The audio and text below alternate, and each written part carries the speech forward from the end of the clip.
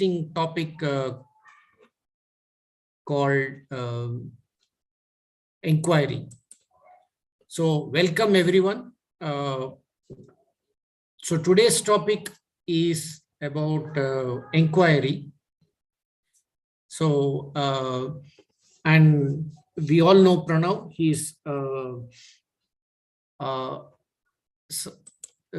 scientist from Princeton University. He has given us earlier talks as well.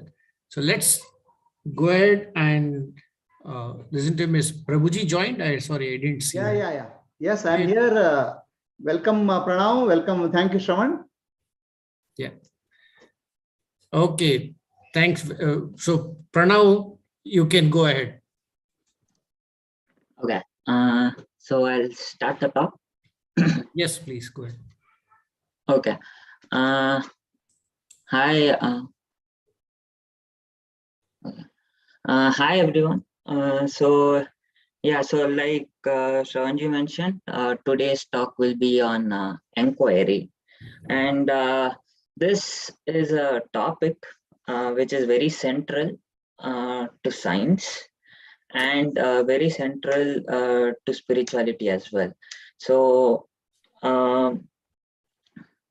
most of the time we always, when we ask a question, most of the time our focus is on how to get an answer for that question. Like, we never stop to think how to question itself. Like, is there a right way of questioning things? Am I questioning enough? So today's topic, enquiry, in today's talk, I'll be focusing more on that aspect. What is enquiry in itself, rather than what to get once I enquire. So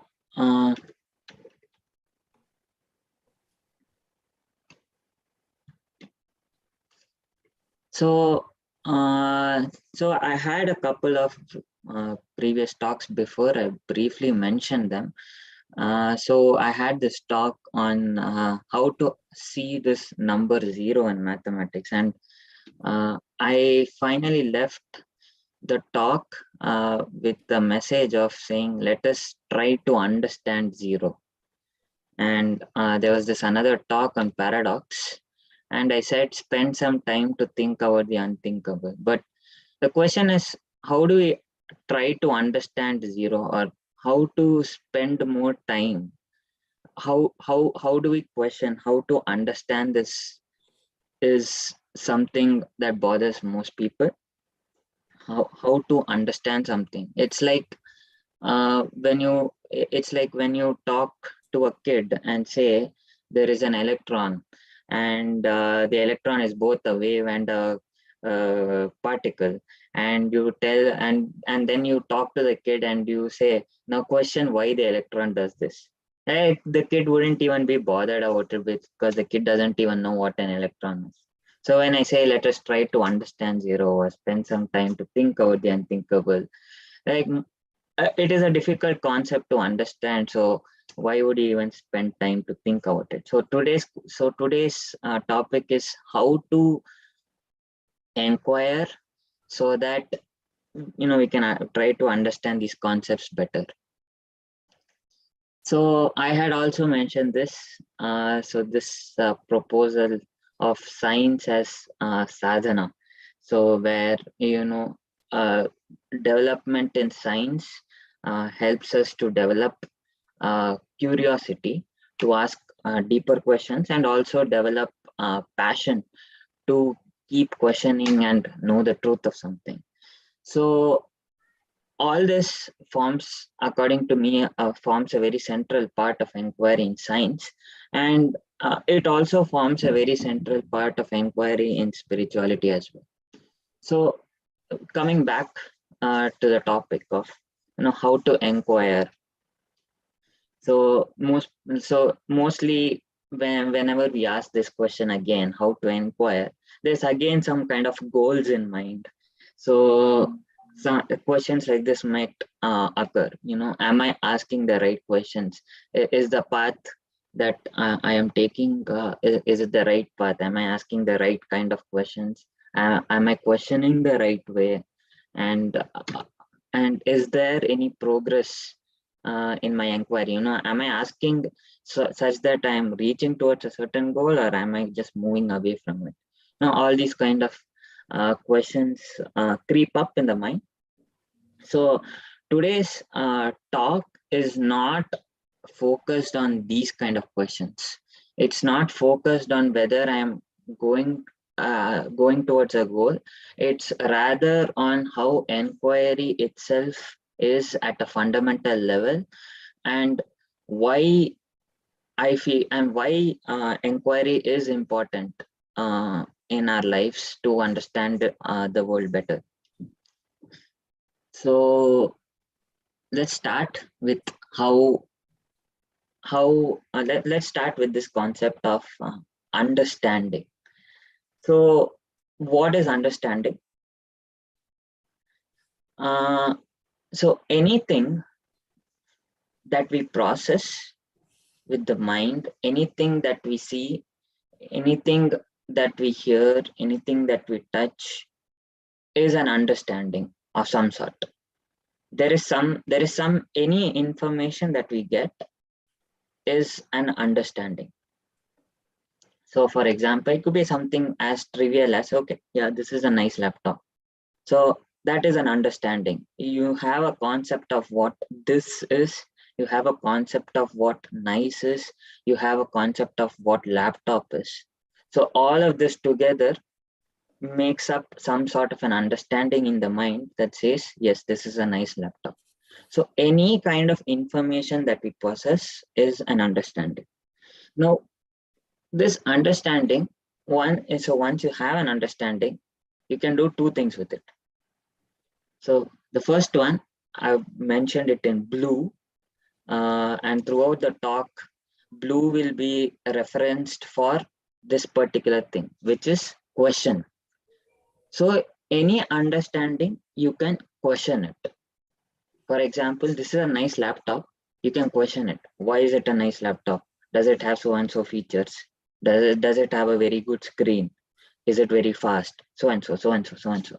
So you can question that statement. You can question that understanding. The second thing that you can do with an understanding is accept it. Okay, I'm fine. I'm fine that this is a nice laptop. I'm good with it. Yes, I can understand that it is a nice laptop, and I accept it. I say there's a person who is, so for the blue case, there's a person who's asking why is this a nice laptop? And for the orange case over here, there's a person who is accepting things, saying okay. So any statement, there are only two things that you can do with it. Any understanding, only two things that you can do with it. You can either question it or you can accept it. So you can either be in blue or you can be in the orange. So if you take a human being, he's part asking questions and he's part accepting things. So he's part blue and part orange. Now, there are people who are more blue than orange most of the times, and there are people who are more orange than blue, which means to say there are people who are more questioning things than accepting, and there are people who are accepting things more than questioning. So these people who question things more than accept, I call them as scientists. So it's not that scientists are fully questioning things. Most often they question things, but there's always some basic assumptions that a scientist works around. Okay. So how does this work for a scientist? So for example, what is this acceptance that he has?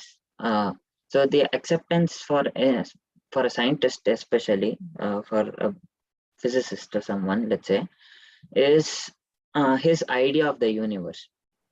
Most of the time, there is an idea of the universe that a scientist propagates. Now, it could be some new concept, could be some new idea. Nonetheless, it is that person's idea, and he strongly adheres to it. So there is an idea of the universe that the person has, which is unquestionable for him. So he has a certain vision, a certain idea of the universe, and he says, okay, this has to be true. How can that be wrong? For example, the earth has to revolve around the sun. How can that be wrong? And things like that. So there are certain ideas of the universe, there are certain concepts which the scientist always takes for granted. And that is this minority orange that I've shown here. And similarly, for the person who is in acceptance most of the time, there are always some questions that always come up, that creep up in his mind all the time. For example, it could be something that goes as, everything is as it is, but I do have some control in life, right? For example, everything is happening, but I am still there, and I am still, let's say, listening to a talk, or I'm still eating. So I do have some control, right? This question is always there, creeping up in the mind of a person who accepts things most of the time as well. So in short, this minority in a in a scientist or a person who accepts, this minority sorts of gives identity to that person. But what it also does is it kind of tethers us. It kind of chains us to some things. So for a scientist, it chains that person to those beliefs that he holds so true.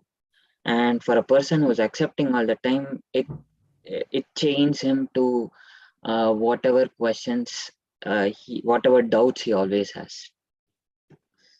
So is there a scenario where you can have sorry to interrupt Yes. Sorry to interrupt, Pranavji, but your Yes, face is please. coming quite dark. I'm not able to see properly. Can you please Okay. close the windows and put the light or something? Yeah, I think now it's better. Now it's actually better. Yes. Yes. Is this fine? Okay. Yeah. So Yes, Pranavji. this is good. Okay. Yeah. Great. Thanks. So now can we imagine a scenario where there's a person who's fully questioning, or is there a scenario where a person can be fully accepting? So this scenario of fully questioning is what is enquiry. So let's see how that works. So this is a fully questioning person, and let's just see how the train of thought he had. What is the train of thought of enquiry behind it? So he sees let's say a table in front of him, and he starts questioning. So this table in front of me, what is it? So is it made up of particles? Is it made up of atoms? Is there something beyond it? Why is a table? Why is a table not let's say a phone or something? And all these questions come. And then okay, so the main mode of seeing a table is these eyes. So what is it exactly seeing? When I see for example, when I see the color brown, what is it seeing? How is it being processed? So what are these? So what are these eyes exactly? What am I understanding when I see something? When I see a color brown, what am I actually seeing? How is it being processed in my brain? Okay, so now it's processed. So then this understanding that I have, what is that understanding exactly? Where is that happening? So finally, who am I? So you kind of question each and everything without leaving even one single thing towards belief. So this is what I term as enquiry. So how does this work? Why is enquiry needed? So any information that we have, I've just put it under something called as something here. So something is some information that you get. So this something goes through a person, let's say, for example, a scientist. So there is majority blue and minority orange. And this majority is the questioning thing, right? So he asks, what is it? So there's something that he has come to know about. So this majority is, what is it? And then there's this small minority, which is his beliefs, which tells him it must be something like this. It has to be, because it has to fit in his certain worldview, which means it can't go out of the purview of that world. So it has to be something like that. So there's this majority part which is questioning what is it, and there's this small minority which wants the object to fit into his worldview. So now what it does is, the questioning part leads him to a truth, but this worldview, which is sort of giving him an inherent bias, covers the truth. So here the white is, so the black is like covering the truth partially. But when there's a person who is inquiring completely, this person, inquiry person, there's only questioning for him. There's no biases, and that person is able to see the truth completely. So this is why we need inquiry. To see any truth as its whole, we need to be able to question things very, very truthfully. We need to question things even without the slightest bias. Even the slightest bias can cause us to cover the truth. So this is why inquiry is essential, be it in science or spirituality. So what is this nature of inquiry? So how does one inquire? So what are some of the, let's say, salient features of inquiry? So what is the nature of inquiry? So I put it as unfettered, fearless questioning is inquiry. Question without fear, question without biases. So all these biases are what ties us back, but question without losing any of those objectivity, question question fearlessly, just wanting to know things. So keep questioning. So for this case of unfettered, fearless questioning, the story comes to my mind, the story of Nachiketa, where he goes to Yama himself, the god of death, to seek answers. And Yama is pleased because Nachiketa asks for nothing other than the knowledge of the self. So this kind of fearless questioning by even such a young boy like Nachiketa is what is a fundamental pillar of inquiry. So the other thing is a very deep growing passion to know. So so over here, like I have a picture. So this is a very old person. So he a very old person. He's still asking things. I must know what is it. That curiosity, that passion in him is still there to know things. So developing a very deep passion to know is inquiry. So for this, the story of Buddha comes to my mind, where he had everything. He was literally the successor to a king, and in 1 second, he just threw everything away, went to the woods and started meditating for years and years. He lost all his health, and yet his passion to know just grew more and more and more. And then that is how Buddha attained enlightenment. So a deep passion to know things is inquiry. The third thing, it's kind of a bit paradoxical, but I will walk you through it. So it is ready to accept and reject everything. So initially these two things seem to be contradicting each other, but it's not so. So the rejection part is to be able to reject even the slightest, thinnest beliefs that we have. So we must be able to question it. We must be able to take it or reject it. We must be able to keep an open mind about each and every single concept there is. So that comes out from inquiry. So, and also we need to be able to accept things. So biases can reject things by saying it is not true, and biases can accept things as well by saying, yeah, this fits into my model of the world, and so this must be true. So we need to, so inquiry sorts of questions all of those concepts, and so there will come a situation where that person is ready to reject everything, at the same time accept.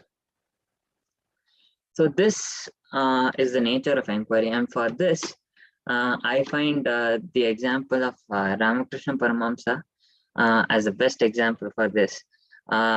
He was, so Ramakrishna Paramahamsa is this great soul who climbed this mountain of enlightenment again and again through all these different paths, and he was like literally the living example of how all rivers leads to the same ocean, how all religions lead to the same God. So so this is an excerpt of Ramakrishna Paramahamsa from Vivekananda's book about his master. My Master is the name of the book. So I just go through some. I'll just go through a few sentences to show how strong, how deep rooted this passion or this inquiry was within him, his master. So Vivekananda, so this boy over here is Ramakrishna Paramahamsa, and what Vivekananda is referring to is how this question took root of his entire life. So this idea took possession of the boy, and his whole life became concentrated upon that. Day after day, he would weep and say, "Mother, is it true that thou existest, or is it all poetry? Is the blissful mother an imagination of poets and misguided people, or is there such a reality?" So this one question just took root of his entire mind. So it says this thought was uppermost in his mind. It went to such a point where he could no more conduct worship properly. Often he would forget to place food offerings before the image. Sometimes he would forget to wave the light. Other times he would just wave lights all day. Everything was completely forgotten. There's only this one person in his mind. So this tremendous thirst that seizes the human heart. Later on, this very man said to me, me as in Vivekananda right now. So Ramakrishna Paramahamsa said to Vivekananda, "My child, suppose there's a bag of gold in one room and a robber in the room next to it. Do you think the robber can sleep? He cannot." So Ramakrishna Paramahamsa over here is literally churning out examples of how deep, how this nature of inquiry is, how restless it makes a person, yet it's only that idea, yet it's only that question that kind of drives, that kind of sort of drives that person all the time. So this is the nature of enquiry. So yeah, so in this day and age where people are mostly questioning things rather than accepting things, we should try to turn blue, is the message over here. So yeah, I end the talk. Is there any questions? Can you switch back to Shravan, Pranav fully on the screen? Can you stop Pranav's screen sharing? Yes. Yes. So Pranav, it was such a wonderful session to represent blue and orange, the inquiry and acceptance process. Rejection process you are not shown. Rejection process is built into the blue, built into the inquiry. Okay. So I said, like, inquiry is reject and accept everything, right? When the very innovative way of representing inquiry and this thing. So I have a question. Yes. Okay. Now, why are we inquiring anything? Because I don't know something, or I want to understand something, right? Yes. Any inquiry can be happening from known to unknown or known to known. Okay. Mm-hmm. So no inquiry is possible from known to unknowable. Is it true? Yes. You won't get an answer to it. If you are looking for an answer, you will never get an answer to it. Mm-hmm. But it is so what I believe is that what this inquiry can give is a very fine clarity that you will never get an answer to it. So that is enlightenment actually.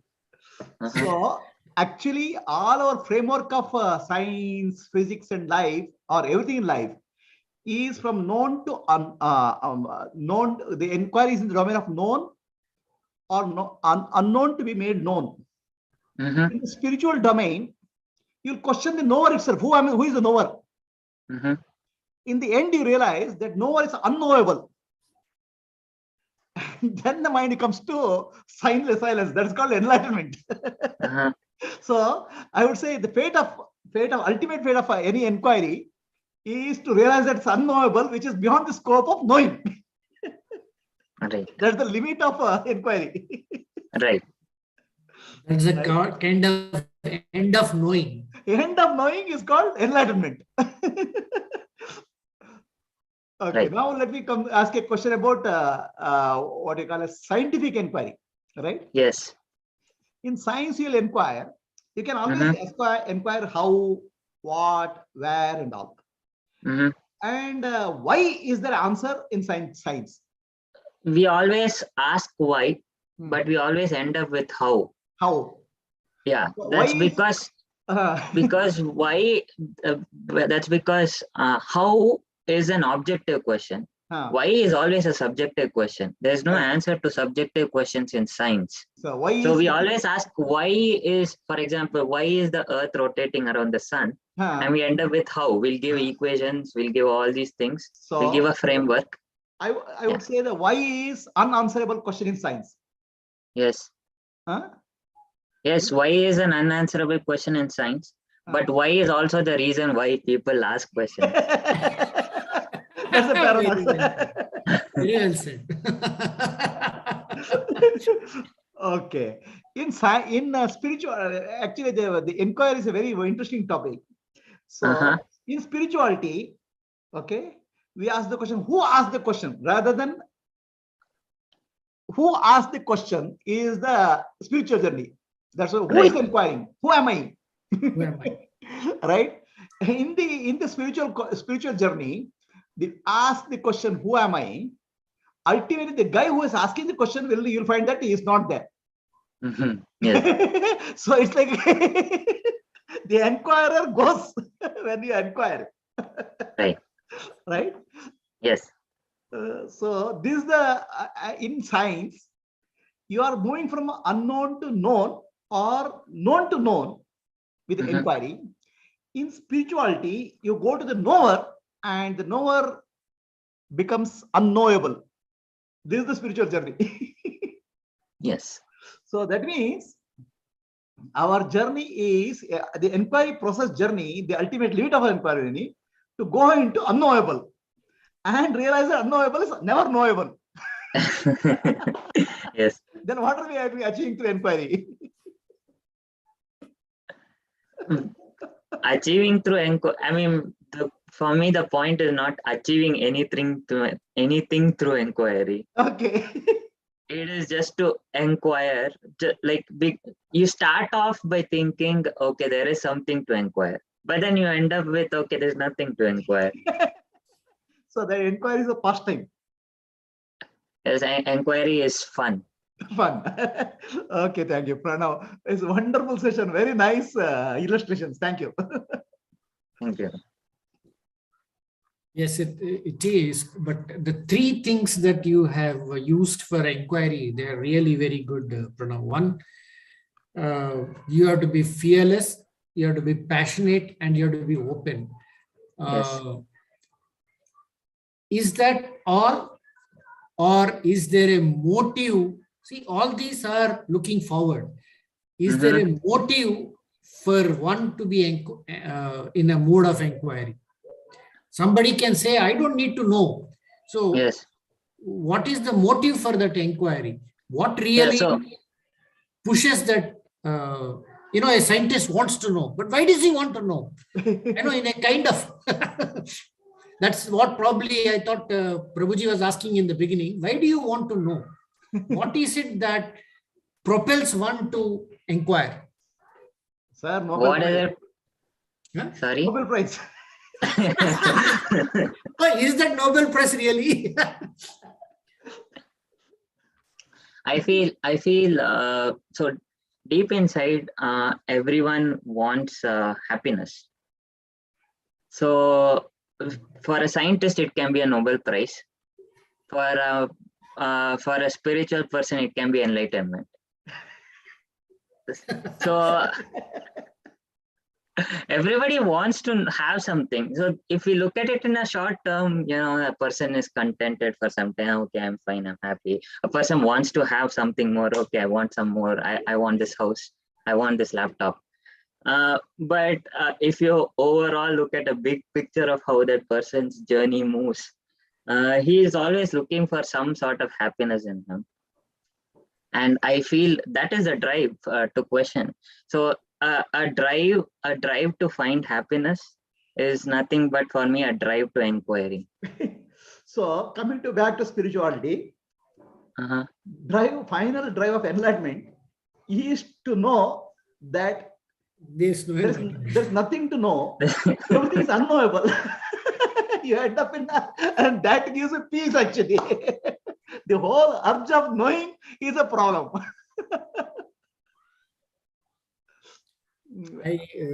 It's reminding me of a soft drink ad where a guy is motivated to better and better, and he says, what do I get out of it? Finally, he says, you can be, relaxing and be happy and relaxing. He says, that I'm doing right now. So in the end, all this, when you know very well that the end is nothing and there is no end to all this, why begin at all? But the problem is, if you don't, you have to find out after a lot of inquiry out of that is before we give the answer, then you'll not be satisfied. You'll not be happy. You have to go to all circle to find out that. So then another question is there, Pranav. The question, any question, right? Even a fool can ask a question. Okay, a wise man cannot answer. So, right, the questioning process is inquiry. So, and any question can be asked, but that even wise man cannot answer. Yes. Right. So, is there a distinction of what kind of questions are possible in inquiry? And why? What kind of questioning is possible in the sense? So, for example, the questions that one asks for which there is no answer. Yeah. And then there are questions for which So it's again, I'll come to your distinction of going from known to known, knowing to unknown, knowing to unknowable. So known to known can be, for example, it can be a student asking about a question about, let's say, an electron or something to a physics professor. So there that professor is qualified. So you can see, you can show some things. For example, that professor has deep knowledge, and so that professor can answer things. So there the question is valid, and the professor is also valid in the sense that he's able to communicate things to him and satisfy that question. Known to unknowable and known to unknown is a bit more difficult, because there is a question, but no one knows an answer to it, but an answer can be found out. So these are PhD students. Okay. So we ask questions, we don't know the answer, but there is hope that I'll get a degree at the end of my 5 years because I'm going to answer that question. So this is known to unknown. Known to unknowable, you need people like you. Realize masters, which is very difficult to get, I guess.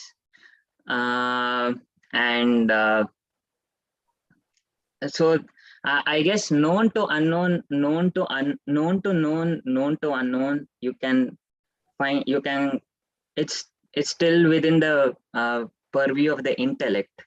So you can still get a master by thinking about it, or knowing about the problem or understanding the problem. But known to unknowable, it's beyond the intellect. So I guess that is what you call grace.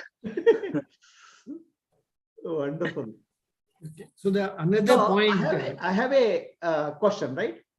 Yes. So any inquiry can be in the domain of perceptual framework, what you can perceive.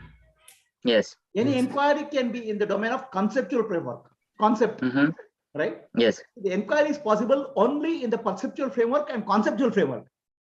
Yes. Right? Is there an inquiry possible beyond conceptual and perceptual framework? Or any inquiry can you take you from what is perceptual framework can take you to conceptual framework, and conceptual framework can take you to perceptual framework. Is there an inquiry which can take you beyond both? Or all our inquiries locked in this only framework?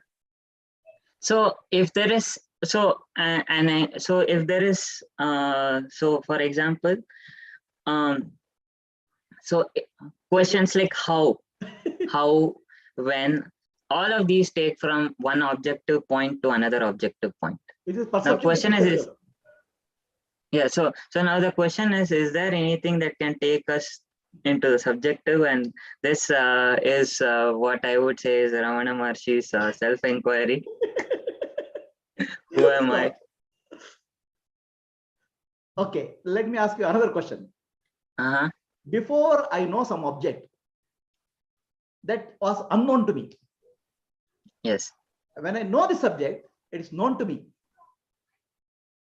After I know, it goes into unknown domain. Did I know anything? No, I know everything, but I know nothing. Okay. Wonderful, Pranav. It was very interesting topic you have taken. Thank you. Yeah. So how do we couple this with the concept of ignorance? And see, spiritual inquiry is with the presumption that we are under ignorance, right? If I don't agree that I'm in ignorance, then there's no inquiry. Correct? Yes, that's true. And similarly, science presumes that there is something to be known. Yes. Correct? Something that is not known, and that's how the whole quest begins. Yes. But science also knows that whatever is known, there is no end to it. Yes, that is true.